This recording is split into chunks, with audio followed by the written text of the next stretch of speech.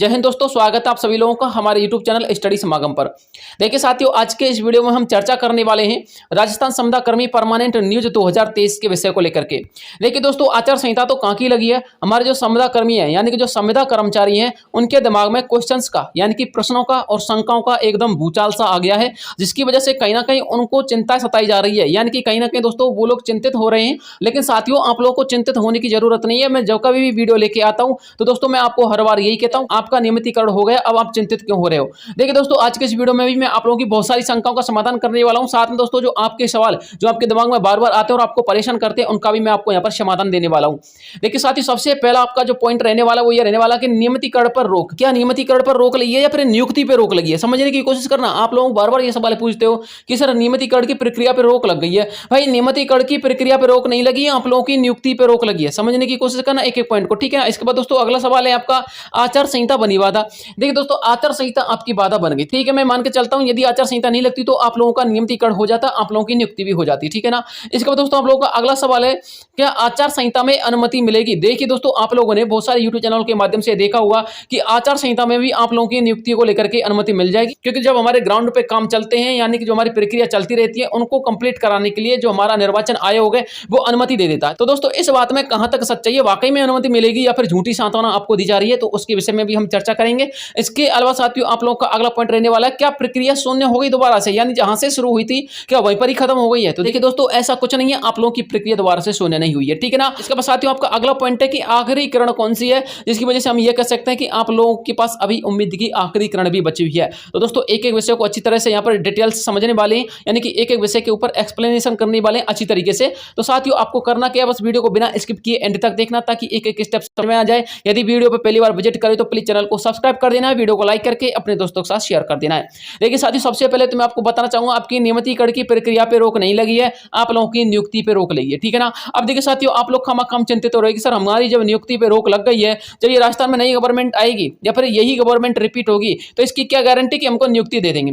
देखिए साथियों एक बात बताइए, हमारे जो थर्ड ग्रेड के टीचर वाले कैंडिडेट थे, बहुत सारे कैंडिडेटों को तो नियुक्ति मिल चुकी है, लेकिन बहुत सारे कैंडिडेट ऐसे हैं जिनको नियुक्ति नहीं मिली और आचार संहिता की वजह से उनकी नियुक्ति की प्रक्रिया पर रोक लग चुकी है, ठीक है ना। हालांकि साथियों डिपार्टमेंट यानी जो हमारा बोर्ड है या फिर जो हमारा शिक्षा विभाग है दोस्तों, वो कोशिश कर रहा है कि आचार संहिता के दौरान हमारे जो टीचर हैं उनको नियुक्ति दे दी जाए, ठीक है ना। वो उनसे अनुमति लेने की कोशिश कर रहे हैं। लेकिन साथियों एक क्वेश्चन मैं आप लोगों से पूछता हूं, यदि उन कैंडिडेट्स को नियुक्ति देने की अनुमति नहीं देता है निर्वाचन आयोग, तो क्या उनकी नियुक्ति नहीं होगी। एक बात बताइए, आपकी जो आचार संहिता लग रही है वो कितने दिन लग रही है, आपकी लास्ट 2 से लेकर के 3 महीने आचार संहिता लग रही है। जब आप लोगों ने 10 से लेकर के 15 साल का अनुभव लिया है, 10 से लेकर के 15 साल आप लोगों ने इंतजार किया है, तो क्या 2 से लेकर के 3 महीने इंतजार नहीं कर सकते। एक बात बताइए, जब उन कैंडिडेट को नियुक्ति नहीं मिलेगी जो हमारे थर्ड ग्रेड के टीचर हैं, तो क्या दोस्तों आचार संहिता के बाद उनको नियुक्ति नहीं मिलेगी। बिल्कुल मिलेगी, नियुक्ति उनको मिलकर रहेगी, हाउ एनी कंडीशन, ठीक है ना। क्योंकि साथियों उनका पूरा काम कंप्लीट हो चुका है, बस उन कैंडिडेट की नियुक्ति बकाया है, ठीक है ना। इसी प्रकार से साथियों आप लोगों का पूरा काम कंप्लीट हो चुका है, बस आप लोगों की नियुक्ति बकाया है। समझने की कोशिश कीजिएगा। आचार संहिता होने के बाद आप लोगों की स्क्रीनिंग जहां पे खत्म हुई थी वैसे शुरू हो जाएगी स्क्रीनिंग, और साथियों स्क्रीनिंग शुरू होते ही जो आप लोगों की प्रक्रिया चल रही थी नियुक्ति की प्रक्रिया दोबारा से शुरू हो जाएगी, ठीक है ना। अब इसके अलावा हमारे बहुत सारे अभ्यर्थी ऐसे जो नियुक्ति की प्रक्रिया में नहीं थे, यानी कि जो नियमितीकरण की प्रक्रिया में नहीं थे, जिनके विभाग, अब उनके विभागों का क्या कार्यक्रम रुक चुका है। तो देखिए साथियों, आप लोगों के विभागों का कार्यक्रम बिल्कुल नहीं रुका है दोस्तों। आप लोगों के जो विभागों का विभागीय कार्य चल रहा है साथियों, वो वर्तमान में चल रहा है, लेकिन इतना अंतर थोड़ा सा आपको देखने को मिला है। जो कार्य अपना प्रगतिशील था, यानी कि जो गति जिसने पकड़ रखी थी दोस्तों, अब वो गति आपके कार्य ने नहीं पकड़ी हुई है। आपका कार्य अब स्लो तरीके से होगा, ठीक है ना। यानी कि अब आपका कार्य दोस्तों मंद गति की ओर अग्रसर हो रहा है, ठीक है ना। हालांकि साथियों काम आपका भी चल रहा है। जैसे ही साथियों ये आचार संहिता हटेगी, तुम देखना दोस्तों जो हमारे संविदा कर्मी है उनके नियुक्तिकरण की प्रक्रिया किस रूप से गति पकड़ती है और कितने हजार संविदा कर्मियों को यहाँ पर नियुक्ति देखने को मिलेगी परमानेंट कर्मचारियों के रूप में, ठीक है ना। तो दोस्तों आपको कहीं ना कहीं चिंतित होने की जरूरत नहीं है, मैं आपको पहले कह दे रहा हूं, आप लोग निश्चिंत रहिएगा, आपका काम हो चुका है, बस आप लोगों की नियुक्ति बकाया है। इसके बाद दोस्तों आपका अगला सवाल आता है कि सर आचार दोस्तों आचार संहिता बिल्कुल बाधा नहीं बनी है, क्योंकि साथियों आचार संहिता यदि नहीं लगती तो मान के चलिए 10,528 जो संविदा कर्मी थे उनको यहाँ पर नियुक्ति दे दी जाती, लेकिन जो हमारे बकाये संविदा कर्मी थे उनको भी तो नियुक्ति देनी थी, उनका भी तो नियमितीकरण होना था। यानी कि अभी जो हमारे अन्य विभाग बकाये हुए थे अभी तो उनका नियमितीकरण की प्रक्रिया चल ही रही है, तो उनको तो दोस्तों वैसे भी हमारी आचार संहिता के बाद ही नियुक्ति देखने को मिलती। तो यहाँ पर कहीं ना कहीं जो हमारे दुखी कैंडिडेट है वो 10,528 संविदा कर्मी जिनका यहाँ पर नियमितीकरण होना था और साथ में उनको नियुक्ति देनी थी, तो दोस्तों 10,528 संविदा कर्मी कहीं ना कहीं चिंतित होते हुए दिखाई दे रहे हैं। लेकिन उन्हीं को मैं कह रहा हूं, आप लोग चिंतित ना होइएगा। आपके साथ साथ जो आप लोगों के भाई हैं, अन्य विभागों के जो कर्मचारी हैं, उनका भी नियमितीकरण होगा, उनकी भी नियुक्ति होगी। आप देख लेना साथियों, आप इस वीडियो को उस दिन देख लेना जिस दिन आप लोगों की नियुक्ति हो, आपको पता लग जाएगी वाकई में मैंने आपको रियलिटी बताई थी या फिर फेक न्यूज दी थी, ठीक है ना। इसके बाद दोस्तों आप लोगों का अगला सवाल आता है, क्या ये जो प्रक्रिया थी वो दोबारा से शून्य हो चुकी है, यानी कि जहां से प्रक्रिया शुरू हुई थी क्या दोबारा से वहां पर आकर खत्म हो चुकी है? ऐसा बिल्कुल नहीं हुआ दोस्तों, आप लोगों को बस भटकाया जा रहा है, आप लोगों को बस डिमोटिवेट किया जा रहा है, ठीक है ना। आप लोगों को खामा-खाम की टेंशन दे रहे हैं लोग, ऐसा कुछ नहीं है साथियों। आप लोगों की प्रक्रिया शून्य नहीं हुई है, आप लोगों की प्रक्रिया चल रही है। अब यार आप लोग ये कहोगे कि मैं आप लोगों की फाइलों को ला के यहाँ पे शो कर दूं, या फिर आप लोगों के सामने जो हमारे कार्मिक विभाग के कर्मचारी हैं या फिर कार्मिक विभाग के अधिकारी हैं उनके बयान आप लोगों के सामने प्रस्तुत कर दूं, तो भाई इतनी औकात तो अपनी भी नहीं है, ठीक है ना। क्योंकि साथियों हम कहीं ना कहीं से अप्रोच लगा करके ये न्यूज लेते हैं, और न्यूज लेते हैं साथियों सिर्फ आप लोगों के सांत्वना के लिए, यानी कि आप लोगों को कहीं ना कहीं इस बात की तसल्ली हो कि वाकई में हमारा काम हो रहा है। साथियों मैं आपको बताना चाहूंगा, जो हमारे पास इंफॉर्मेशन आती है ना डिपार्टमेंट की, वो साथियों 100 में से मात्र 20 से लेकर के 30% इंफॉर्मेशन आती है, जबकि साथियों जो हमारी 70% इंफॉर्मेशन होती है वो साथियों सीक्रेट रहती है। डिपार्टमेंट अपनी इंफॉर्मेशन किसी को नहीं बताता है,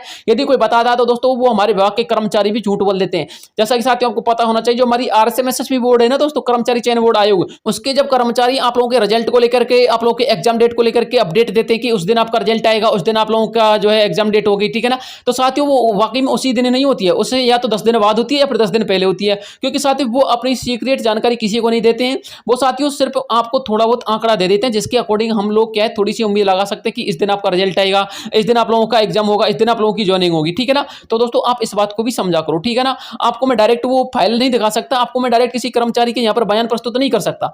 तो दोस्तों आपको जो मैं बता रहा हूं उस पर थोड़ा सा ट्रस्ट कीजिए और निश्चिंत रहिए, ठीक है ना। अब बात करते हैं साथियों आप लोगों के अगले पॉइंट की। आप लोगों का अगला पॉइंट है सर आखिरी किरण कौन सी है।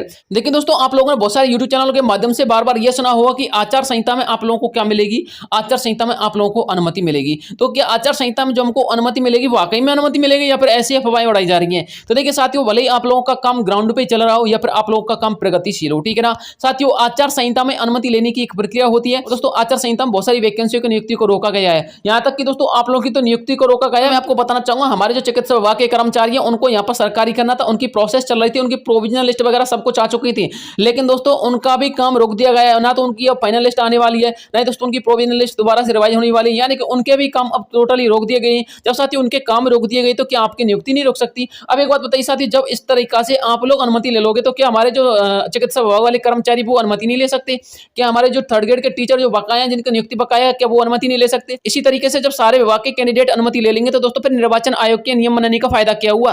तो देखिए साथियों आप लोगों को कहीं ना कहीं ये गलत इंफॉर्मेशन दी जा रही है। मेरे पास आप लोगों को देने के लिए जो सही एवं सटीक जानकारी है दोस्तों वो यही है कि आप लोगों को आचार संहिता में अनुमति के मात्र 1% चांस है कि आप लोगों को आचार संहिता में अनुमति मिल जाए। अदरवाइज दोस्तों कोई ऑप्शन नहीं है कि आपको आचार संहिता में अनुमति मिल जाए और आप लोगों की नियुक्ति हो जाए, ठीक है ना। क्योंकि साथियों जब आप लोगों की नियुक्ति हो सकती है तो क्या जो हमारे अन्य विभागों के कर्मचारियों का काम रोका है क्या वो लोग इसमें परमिशन नहीं ले सकते? उनका काम भी हो सकता है। तो दोस्तों देखिए पूरी सरकार का सिस्टम डगमगा जाएगा, ऐसा कुछ होने वाला नहीं है। आप लोग बस धैर्य बना के रखिएगा, ये मैं गारंटी से कह सकता हूं। आचार संहिता हटते ही आप लोगों का काम होगा 110% होगा, ठीक है ना। ये मैं गारंटी के साथ कह रहा हूं। उस दिन आप देख लें जिस दिन आपका काम हो, इस वीडियो को दोबारा से रिवाइज करके देख लीजिएगा, ठीक है। तो यही अपडेट थी जो मुझे आप लोगों तक पहुंचानी थी। आप तो खामखम चिंतित हो रहे हो, आपको चिंतित होने की जरूरत नहीं है। यदि इसके अलावा कोई अपडेट आएगी तो मैं आपको तुरंत वीडियो के माध्यम से प्रोवाइड करवा दूंगा। आज के लिए साथियों इतना ही काफी है, मिलता हूं आपसे नेक्स्ट वीडियो में, तब तक के लिए जय हिंद जय भारत।